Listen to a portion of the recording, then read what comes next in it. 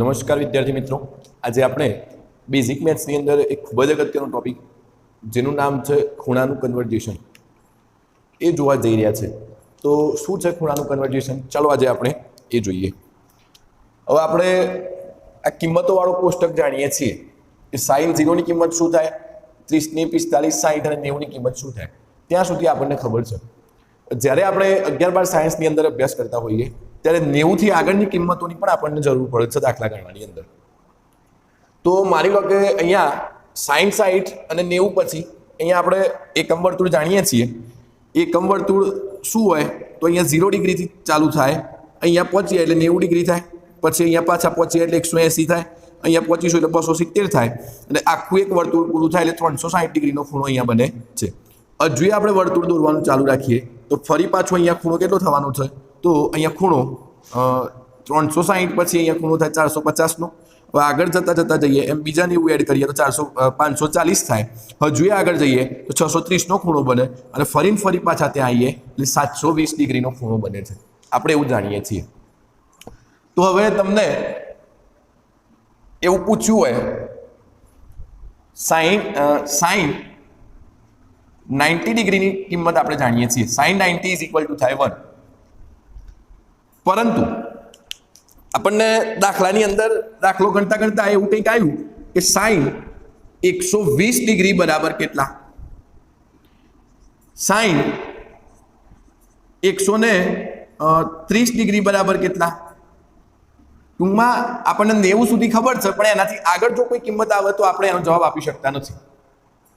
તો આજે આ sin 120 sin 130 એટલે મતલબ 90 આગળ જો કિંમત આવે તો કઈ રીતના આપણે એને સોલ્વ કરવું એના બાબતનો એક નિયમ જાણવા માંગીએ છીએ. અહીંયા મેં નિયમ પહેલો લખેલો છે કે જો કોઈ ત્રિકોણમિતિય વિધેયનો ખૂણો 90 θ હોય તો તેનું રૂપાંતરણ, અથવા અહીંયા પ્લસ ઓર માઇનસ લખું છું, તો તેનું રૂપાંતરણ નીચે મુજબ કરું. ત્યારબાદ નિશાની ધ્યાને લેવી. અહીંયા શું છે તો અહીંયા ઉદાહરણ તરીકે હું લખું છું sin 90 θ છે. તો સાઇન નું રૂપાંતરણ નિયમ પ્રમાણે શું કરવું? અહીંયા જોજો, તમે ધ્યાન રાખો, સાઇન છે, તમે અહીંયા 90 ડિગ્રી જોયું તો સાઇન નું કરી દેવું cos, અને પાછળનો ખૂણો લખવું. હવે રૂપાંતરણ કર્યું સાઇન નું cos, ત્યારબાદ નિશાનીને ધ્યાને લેવાની છે. ચલો આપણે જાણીએ છીએ પ્રથમ ચરણમાં બધું જ ધન હોય, બીજામાં સાઇન ધન હોય, ઓલ એસ, અહીંયા tan ધન હોય, અને અહીંયા cos ધન હોય. હવે શું થાય, તમે જુઓ 90 ડિગ્રી ક્યાં છે તો આ જગ્યાએ છે. તો 90 ડિગ્રીમાં કંઈક પ્લસ કરો ખૂણો, તો તમે કયા ચરણમાં આવો છો? બીજા ચરણમાં આવો છો. બીજા ચરણમાં સાઇન કેવો છે? ધન છે, એટલે આપણી રકમ સાઇનની છે, એટલે આપણો જવાબ આવશે ધન જવાબ આવશે. ત્યારબાદ અહીંયા હું એક બાબત એડ કરું છું, નીચે મુજબ રૂપાંતરણ કરવું. ત્યારબાદ અહીંયા યાદ રાખજો, કોની નિશાની જોવાની છે? રકમની નિશાની ધ્યાને લેવી. આ ખૂબ જ અગત્યનું ટર્મ છે, ધ્યાન રાખજો. ચલો અહીંયા આનું એક ઉદાહરણ લઉં કે sin 120 ડિગ્રીની કિંમત આપણે જાણવી છે. તો સાઇનના આપણે એવા ભાગ કરી શકીએ. sin 90 ડિગ્રી 120 કેટલા ઉમેર્યા તો થાય? તો 90 માં આપણે 30 ઉમેરીએ તો અહીંયા શું થાય? 120 જ થવાના છે. ચલો હવે અહીંયા તમે 90 જોયા, જો પહેલું 90 હોય તો રૂપાંતરણ કરી જ દેવું. સાઇન નું શું કરવું? cos કરવું, અને પાછળનો થીટા ખૂણો કેટલો છે? આના જેવું જ છે, તમે જોઈ શકો છો 90 θ, થીટા બરાબર અહીંયા 30 ડિગ્રી છે. તો અહીંયા શું કરવું? cos 30 ડિગ્રી કરી શકાય. ત્યારબાદ રકમની નિશાની જોઈ. ચલો 90 કરો એટલે ખૂણો કયો થાય? સોરી, આ 90 ખૂણો અહીંયા પ્લસ કરો એટલે તમે કયા ચરણમાં જાઓ? બીજા ચરણમાં. અને બીજા ચરણમાં સાઇન કેવો છે? ધન છે, એટલે આપણી રકમ સાઇન છે, તો અહીંયા શું આવશે? તો આપણો જવાબ ધન જ આવવાનો છે. અને cos 30 ની કિંમત તો આપણે જાણીએ છીએ, cos 30 ની કિંમત થાય √3/2, એટલે શું થવાનું છે અહીંયા? √3/2 જ થવાનું છે. અને કેવો જવાબ આવે? ધન જવાબ આવે. એટલે sin 120 ની કિંમત જે થાય એ જ કિંમત cos 30 ની થવાની છે. ચલો અહીંયા આ રીતનું પણ હોઈ શકે. બીજું એક ઉદાહરણ લઈએ. sin 90 - θ પણ હોય. ધારો કે અહીંયા હું ડાયરેક્ટ લખું છું 90 - θ. આ એક ઉદાહરણ તરીકે છે. તો sin તમે જોયા તો sin નું શું કરી દેવું? cos જ કરવું, અને પાછળ θ લખવો. પાછળ શું લખી શકાય? θ લખી શકાય. પરંતુ અહીંયા 90 માઇનસ કરવાનું છે. 90 માં તમે માઇનસ કરો એટલે કયું ચરણ આવે? પ્રથમ ચરણ આવે, અને પ્રથમ ચરણમાં બધું જ ધન છે, એટલે આપણી રકમ સાઇન છે, એટલે સાઇન પણ કેવું થાય? ધન જ થાય. એટલે અહીંયા આને જવાબ પણ √3/2 જ આવવાનો છે. ચલો અહીંયા સાઈનના બદલે એક ઉદાહરણ અહીંયા લઈ લઈએ. cos 120 ની કિંમત આપણે જોઈએ છે. તો શું કરીશું આપણે? તો cos 120 ની કિંમત માટે આપણે જાણીએ છીએ 90 ની અંદર ડિવાઈડ કરી દઈએ તો 90 પ્લસ 30 થાય તો 120 થઈ જવાના છે. ઓકે, cos 90 જોયા એટલે વિધેય બદલી દેવાનું નિયમ એક પ્રમાણે. જો કોઈ ત્રિકોણમિતિય વિધેયનો ખૂણો 90 પ્લસ થીટા હોય તો રૂપાંતર નીચે મુજબ કરું. cos નું શું કરી દેવું? sin કરું. તો અહીંયા શું થાય? sin 30 ડિગ્રી થવાનું છે. શું થવાનું છે? sin 30 ડિગ્રી થવાનું છે. ચલો હવે રકમની નિશાની ત્યાં નહીં લેવી. રકમ કઈ છે આપણી? cos. ચલો 90 ક્યાં આવે? આ જગ્યાએ 90 માં કંઈક ઉમેરો તો કયું ચરણ આવે? બીજું ચરણ. બીજા ચરણમાં sin કેવો છે? ધન છે. પણ આપણી રકમ કઈ છે? cos. યાદ રાખજો, રકમની નિશાની ત્યાં નહીં લેવી. તો આપણી અહીંયા બીજા ચરણમાં sin ધન છે, આપણી રકમ છે cos, એટલે અહીંયા આપણો જે જવાબ આવશે કેવો આવશે? માઇનસ આવવાનું છે. ખૂબ જ અગત્યનું ટર્મ છે, ધ્યાન રાખજો, રકમની નિશાની ત્યાં નહીં લેવી. તો અહીંયા sin 30 ની કિંમત તો આપણે જાણીએ છીએ શું થાય છે? 1/2. પણ કેવા થશે આગળ? માઇનસ થવાના છે. એટલે cos 120 ની કિંમત કેટલી થવાની છે? -1/2 થવાની. ચલો આપણે ત્યારબાદ નિયમ 1 ના અનુસાર બીજા ઉદાહરણ જોઈએ છીએ. sin 135 ડિગ્રીની કિંમત આપણે શોધવી છે. તો આપણે આને શું કરીશું? sin 90 માં કેટલા ભાગ કરીએ? 90 માં કેટલા ઉમેરીએ તો 135 થાય? તો 90 ની અંદર આપણે 45 એટલે 45 એડ કરીશું તો અહીંયા આપણને 135 ડિગ્રી મળવાનું છે. તો નિયમ પ્રમાણે sin 90 જોયું આપણે એટલે sin નું શું થઈ જાય? cos 45 થઈ જવાનું છે. ચલો હવે 90 અહીંયા છે, 90 ડિગ્રી 90 ક્યાં છે? અહીંયા.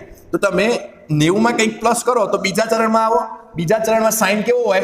ધન હોય. આપણી રકમ છે sin એટલે આનો જવાબ આવશે ધન. હવે cos 45 ની કિંમત તો આપણે જાણીએ છીએ શું થવાની છે? +1/√2.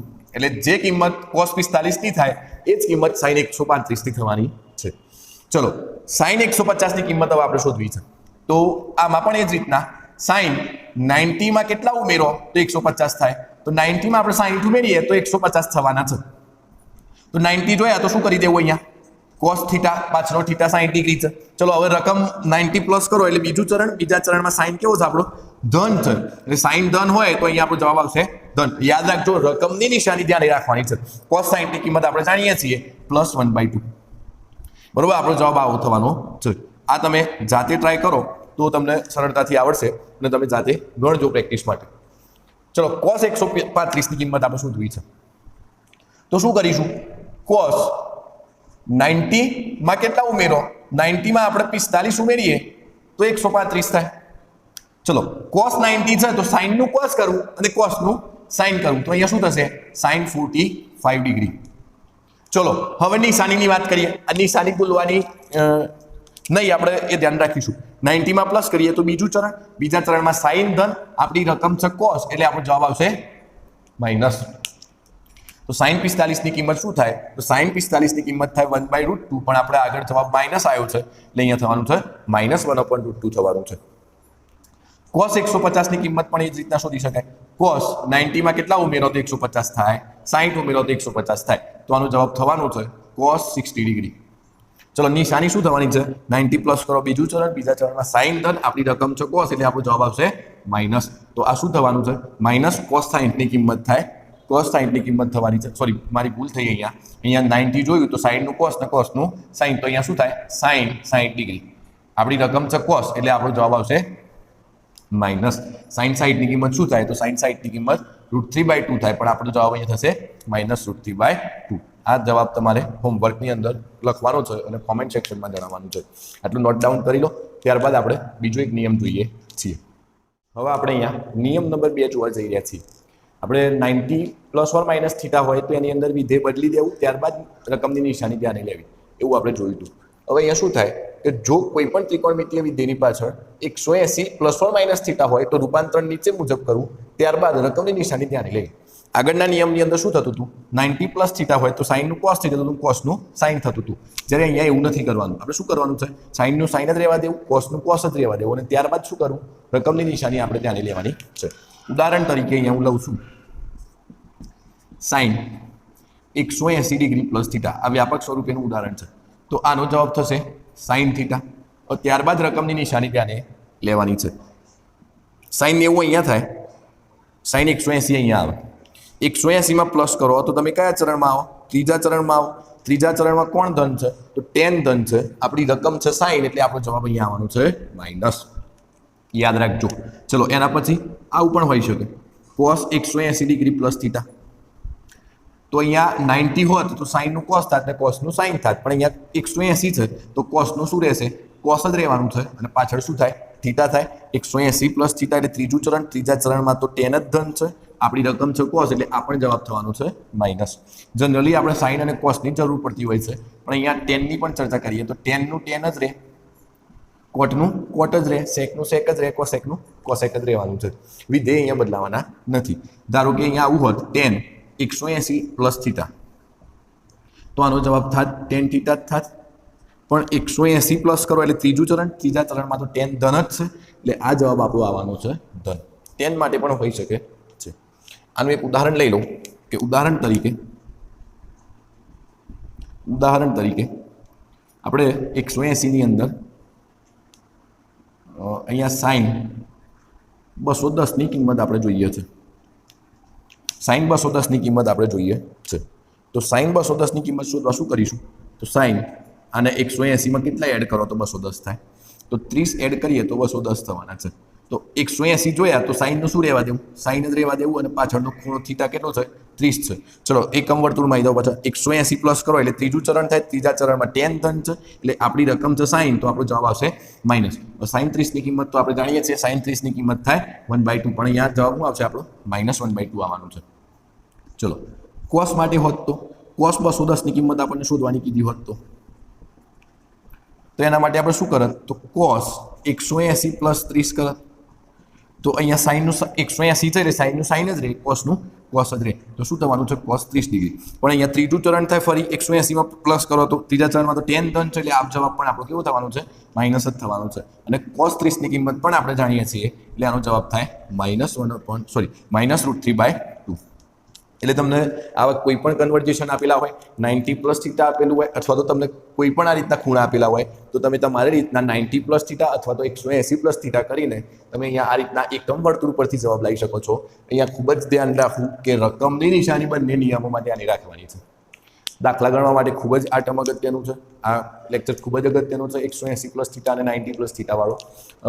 અહીંયા આપણે કિંમતો આગળ શોધવી હોય તો 180 ડિગ્રી, ત્યારબાદ અહીંયા આપણે 180 માં બીજા એડ કરીએ તો થવાના છે 270 ડિગ્રી, અને ત્યારબાદ અહીંયા થવાનું છે 360 ડિગ્રી. તો આપણે હવે સાઈનની અને કોસની અને ટેનની આ ત્રણેય કિંમતો શોધવા માંગીએ છીએ. તો આપણે આ બંને નિયમોનો ઉપયોગ કરીને આ ત્રણેય કિંમતો શોધી શકીશું સરળતાથી. તમારે આ ત્રણેયની કિંમતો શોધીને તમારે જાતે હોમવર્ક કરવાનું છે. તો આજનો વિડીયો લેક્ચર અહીંયા સુધી રાખીએ છીએ. આશા રાખું છું કે તમને સમજણ પડી હશે. આ જાતે પ્રેક્ટિસ કરજો એટલે વધારે તમારું બેઝિક મેથ્સ અહીંયા ક્લિયર થાય. અહીંયા આજનું લેક્ચર પૂરું થાય. જો તમને મારા વિડીયો પસંદ આવતા હોય તો વિડીયોને લાઇક કરો, તમારા મિત્રો સુધી વિડીયોને શેર કરો, તથા તમે ચેનલ પર નવા હો તો ચેનલને સબસ્ક્રાઈબ કરો. Thank you.